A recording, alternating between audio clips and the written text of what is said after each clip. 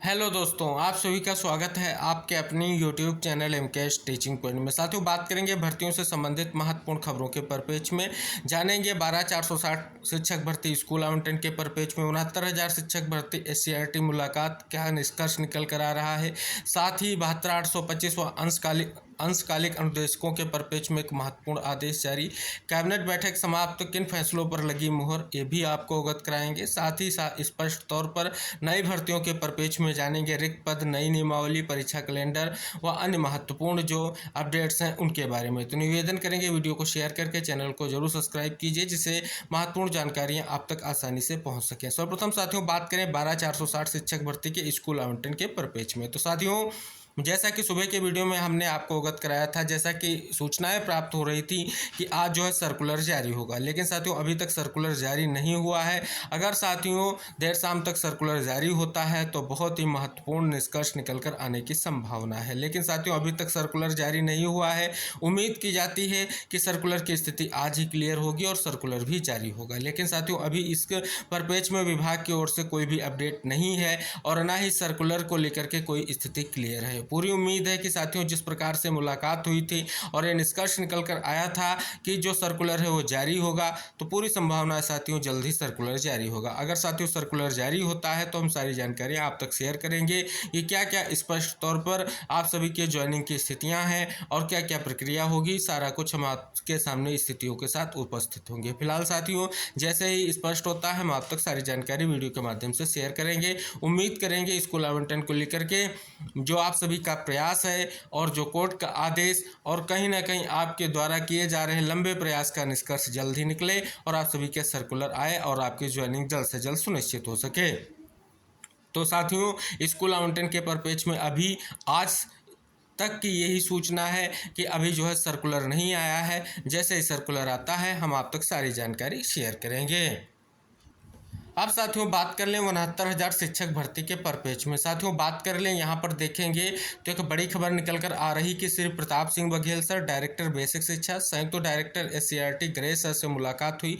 Order आने पर ही प्रक्रिया आगे बढ़ाई जाएगी। इस बार प्रक्रिया आगे बढ़कर ही रहेगी, ये तय है। कहीं ना कहीं साथियों बात कर लें तो लगातार प्रयास किया जा रहा है स्पष्ट तौर पर कि जल्द से जल्द जो है जो आपका मामला है वो निस्तारित हो। और साथियों इस उद्देश्य से आप देख रहे हैं कि हमने पहले भी आपको अपडेट प्रोवाइड कराई थी कि लगातार मुलाकात हो रही है। और साथियों यहाँ पर आप सभी को पता है मामला जो है स्पष्ट तौर पर अभी कोर्ट में ऑर्डर रिजर्व है और ऑर्डर की संभावना यही है कि जुलाई में जब कोर्ट ओपन होगी तभी आप सभी के ऑर्डर की स्थिति स्पष्ट होगी। हालांकि साथियों ये क्लियर हो रहा है कि 69,000 शिक्षक भर्ती का जो मामला है बहुत ही महत्वपूर्ण है और जिस पर निष्कर्ष भी निकलेगा। तो साथियों पूरी संभावना है विभाग की ओर से कहीं ना कहीं 69,000 शिक्षक भर्ती के जो मामलों के साथ साथ स्थितियां हैं उनको जल्द से जल्द निस्तारित किया जाएगा। ऑर्डर आने के बाद कहीं ना कहीं स्थिति क्लियर की जाएगी।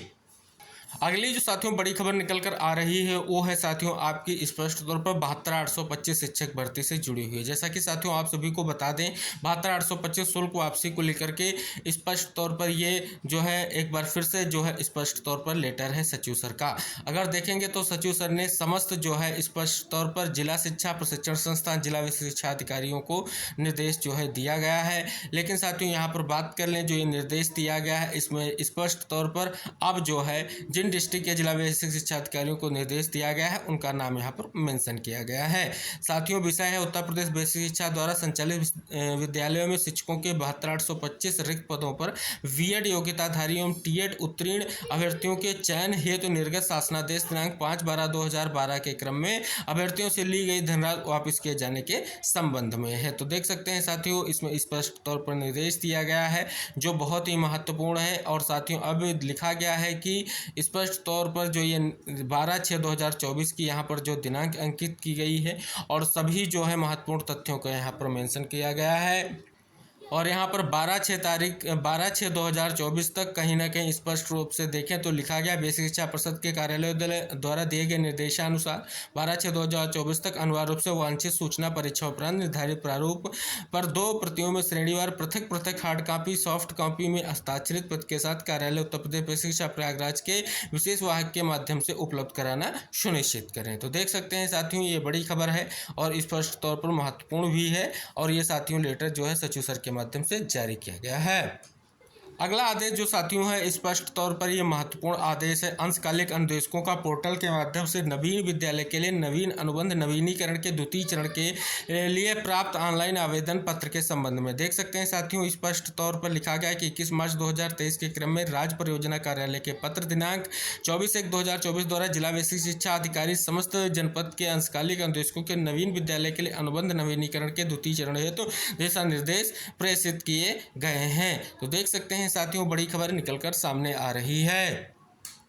अब साथियों बात कर लें नई शिक्षक भर्ती से परिप्रेक्ष्य में एक बड़ी खबर निकल कर आ रही है। जैसा कि साथियों यहाँ पर आप सभी को हमने अवगत भी कराया था कि 2 लाख पदों की भर्ती प्रक्रिया की तैयारी है, लेकिन साथियों यहाँ पर देखेंगे तो लिखा गया है जब प्रदेश में सरकारी आंकड़ों में 6 लाख पद अरसे से रिक्त हैं तो महज 2 लाख पदों को भरने की बात क्यों की जा रही है, जबकि कहा जा रहा है कि सभी रिक्त पदों को भरा जाएगा।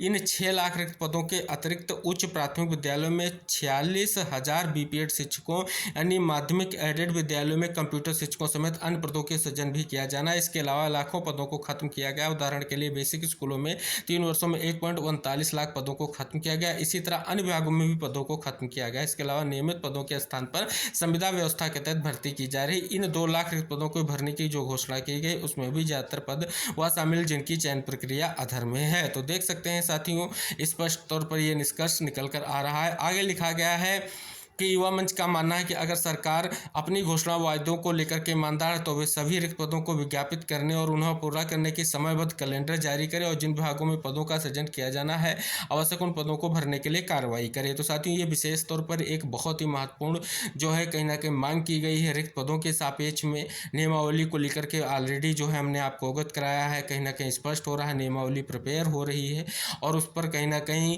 पहले विभाग से और उसके बाद शासन से मंजूरी ली जाएगी। और भर्ती प्रक्रियाओं को लेकर के जैसा कि आप सभी को पता है अध्याचन को लेकर के ऑलरेडी आदेश है कि 15 दिनों के अंतर्गत अध्याचन हो। यानी साथियों स्पष्ट तौर पर आप जो है शिक्षा विभाग जो चयन शिक्षा सेवा चयन आयोग जो है आपका वो जल्द से जल्द कहीं ना कहीं नई भर्तियों को लेकर के स्थितियां क्लियर करेगा। हालांकि अभी आप सभी को पता है उप सचिवों की नियुक्ति को लेकर के विज्ञापन जारी किया गया है और साथियों पूरी संभावना है कि जुलाई में स्पष्ट तौर पर विभाग में जो नियुक्तियां हो कंप्लीट हो जाएंगी। अध्याचन की प्रक्रिया पूर्ण होगी, कैलेंडर जारी होते हुए नियमावली के साथ साथ आप सभी की भर्ती प्रक्रियाओं को लेकर के कहीं ना कहीं स्पष्ट तौर पर एक समयबद्ध तरीके से प्रक्रिया को स्टार्ट किया जाना है। तो पूरी संभावना है कि जल्द ही बड़ी भर्तियां देखने को मिलेंगी, वो चाहे आपकी प्राथमिक में हो चाहे आपकी अन्य जो शिक्षक भर्तियां हैं या अन्य डिपार्टमेंट में जो भर्तियां हैं उनको लेकर के कहीं ना कहीं ये विशेष तौर पर एक बड़ी खबर देखने को मिल रही है।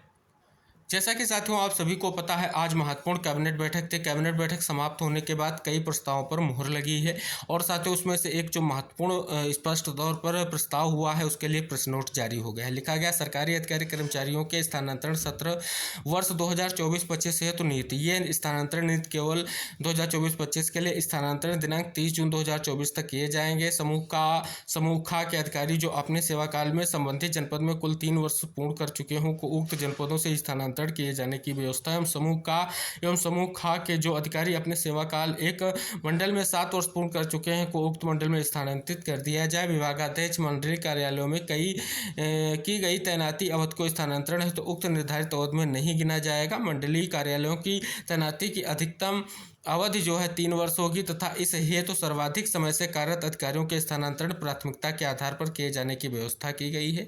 समूह का और खा के स्थानांतरण संवर्गवार कार्यरत अधिकारियों की संख्या के अधिकतम 20% एवं गा के एवं समूह घा के कार्मिकों के स्थानांतरण संवर्गवार कुल कार्यरत कार्मिकों की संख्या के 10% की सीमा को तय किए जा सकेंगे। तो देख सकते हैं साथियों आगे लिखा गया समूह गा के हेतु तो पटल परिवर्तन क्षेत्र परिवर्तन के संबंध में निर्गत शासनादेश संख्या जो है के द्वारा कड़ाई के अनुपालन सुनिश्चित किए जाने की व्यवस्था की गई एवं घा और गा के कार्मिकों के स्थानांतरण यथासंभव merit based online transfer system के माध्यम से किए जाने की व्यवस्था है। तो देख सकते हैं साथियों बड़ी खबर निकलकर सामने आ रही है जो साथियों स्पष्ट तौर पर कहीं ना कहीं स्थानांतरण प्रक्रिया को लेकर के ये स्थिति क्लियर हो चुकी है।